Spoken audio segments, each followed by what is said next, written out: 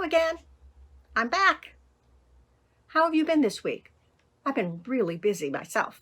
I'm still working from home on my laptop every day, like a lot of your parents. Plus, guess what? I've been getting ready for Vacation Bible School. It's like in less than 2 weeks. It's called Compassion Camp.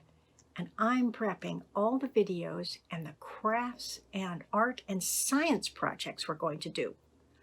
I'm excited, and I hope you are too. Well, back to the children's sermon. This week in church, the Bible story was about 2 twin brothers, Jacob and Esau, who had fought so much that they became bitter enemies. And in fact, one of them, Jacob, had even had to move out of town because they could not get along. Well, today's story is also about 2 boys who are enemies, though one of them, I think, doesn't realize that the other one thinks he's an enemy. It's called Enemy Pie, and it's written by Derek Munson. And guess what? Mr. Munson lives in Redmond. Isn't that exciting? Maybe you know him. Or his daughter, Abigail. Okay. Anyway, let's read the story, okay?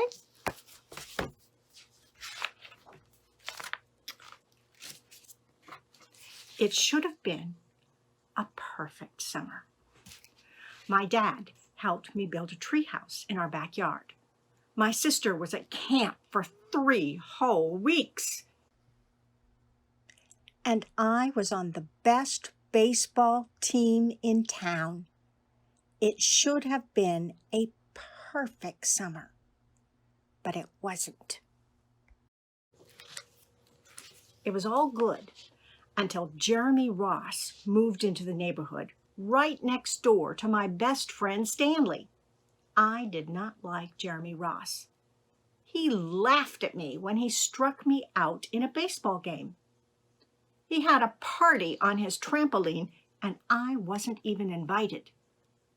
But my best friend Stanley was.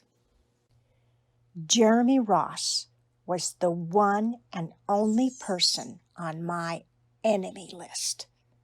I never even had an enemy list until he moved into the neighborhood. But as soon as he came along, I needed one. I hung it up in my treehouse where Jeremy Ross was not allowed to go. Dad understood stuff like enemies.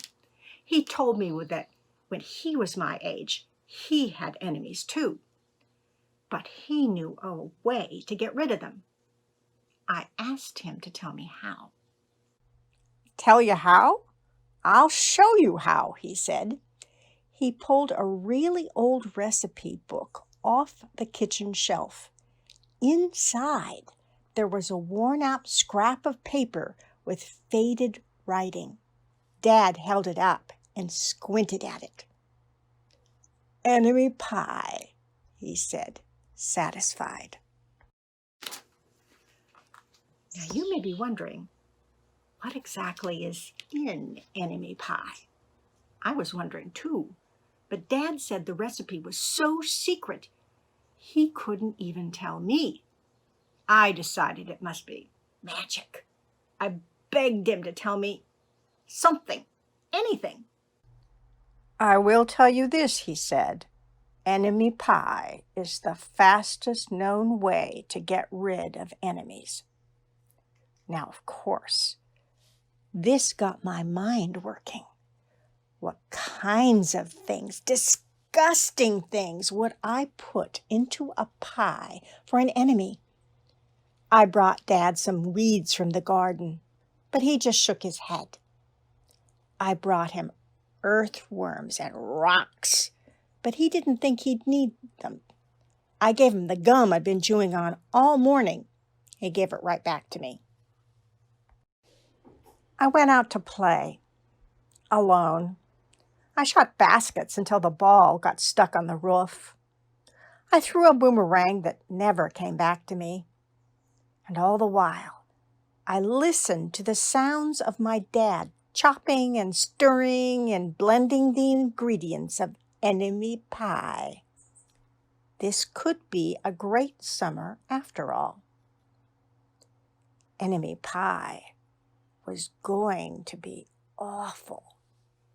I tried to imagine how horrible it must smell, or worse yet, what it would look like.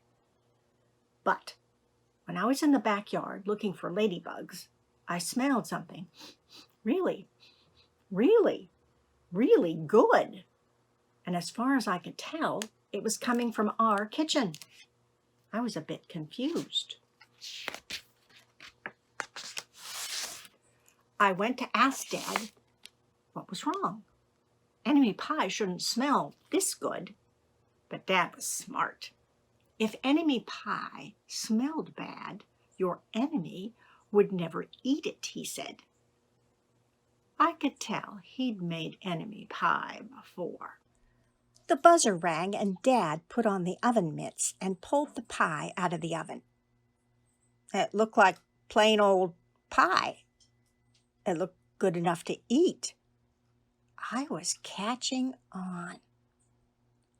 But still, I wasn't really sure how this enemy pie worked. What exactly did it do to enemies? Maybe it made their hair fall out, or their breath stinky. Maybe it made bullies cry. I asked Dad, but he was no help. He wouldn't tell me a thing. But when the pie cooled, he filled me in on my job. He talked quietly. There is one part of enemy pie that I can't do. In order for it to work, you need to spend a day with your enemy. Even worse, you have to be nice to him. It's not easy, but that's the only way that enemy pie can work. Are you sure you want to go through with this? Of course I was. It sounded horrible. It was scary, but it was worth a try. All I had to do was spend one day with Jeremy Ross. Then he'd be out of my hair for the rest of my life. I rode my bike to his house and knocked on the door. When Jeremy opened the door, he seemed surprised. He stood on the other side of the screen door and looked at me, waiting for me to say something. I was nervous. "Can you play?" I asked. He looked confused. "I'll go ask my mom," he said. He came back with his shoes in his hand. His mom walked around the corner to say hello. "You boys stay out of trouble," she said, smiling. We rode bikes for a while and played on the trampoline. Then we made some water balloons and threw them at the neighbor girls, but we missed. Jeremy's mom made us lunch. After lunch, we went over to my house. It was strange, but I was kind of having fun with my enemy. He almost seemed nice. But of course I couldn't tell Dad that, since he'd worked so hard to make this enemy pie. Jeremy Ross liked my basketball hoop. He said he wished he had a basketball hoop, but they didn't have room for one. I let him win a game, just to be nice. Jeremy Ross knew how to throw a boomerang. He threw it, and it came right back to him. I threw it, and it went over my house and into the backyard. When we climbed over the fence to find it, the first thing Jeremy noticed was my tree house. My treehouse was my treehouse. I was the boss.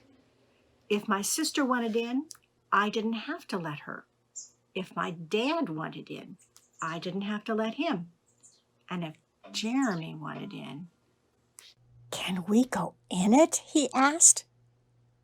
I knew he was going to ask me that. But he was the top person, the only person on my enemy list, and enemies aren't allowed in my treehouse. But he did teach me to throw a boomerang, and he did have me over for lunch, and he did let me play on his trampoline, he wasn't being a very good enemy. Okay, I said, but hold on.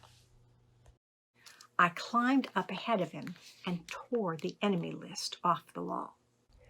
I had a checkerboard and some cards in the treehouse, and we played games until my dad called us down for dinner.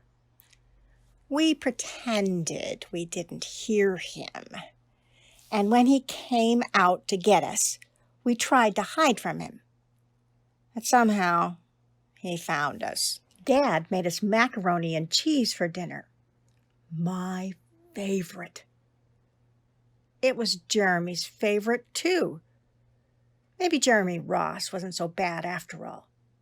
I was beginning to think that maybe we should just forget about enemy pie. But sure enough, after dinner, Dad brought out the pie. I watched as he cut the pie into 8 thick slices. Dad, I said, it sure is nice having a new friend in the neighborhood. I was trying to get his attention and trying to tell him that Jeremy Ross was no longer my enemy. But Dad only smiled and nodded. I think he thought I was just pretending. Dad dished up 3 plates side by side with big pieces of pie and giant scoots of ice cream. He passed one to me and one to Jeremy. Wow, Jeremy said, looking at the pie. My dad never makes pies like this. It was at this point that I panicked. I didn't want Jeremy to eat enemy pie. He was my friend. I couldn't let him eat it. Jeremy, don't eat it. It's bad pie. I think it's poisonous or something. Jeremy's fork stopped before reaching his mouth. He crumpled his eyebrows and looked at me funny. I felt relieved. I had saved his life. I was a hero. If it's so bad, Jeremy asked, then why has your dad already eaten half of it? I turned to look at my dad. Sure enough, he was eating enemy pie. Good stuff, he mumbled through a mouthful. And that was all he said. I sat there, watching them eat enemy pie for a few seconds. Dad was laughing. Jeremy was happily eating. And neither of them was losing any hair. It seemed safe enough, so I took a tiny taste. Enemy pie was delicious. After dessert, Jeremy rode his bike home, but not before inviting me over to play on his trampoline in the morning. He said he'd teach me how to flip. As for enemy pie, I still don't know how to make it. I still wonder if enemies really do hate it, or if their hair falls out, or their breath turns bad. But I don't know if I'll ever get an answer, because I had just lost my best enemy. The end. Well, did you like it? Did you figure out what the dad did to make enemy pie? I bet you did. You're pretty smart. It's too bad Jacob and Esau didn't have a dad like that to help them learn not to be enemies, huh? And in fact, when Jacob came back many years later, he was stunned to realize that he and Esau were no longer enemies. They could get along. So, have a good week. Forgive your enemies, huh? Or like the boy, figure out they're not really an enemy, are they? I just didn't know who they were. So, I'll see you again next week. Have a good week. And make sure you sign up for VBS if you're not signed up already. It's going to be great. Bye.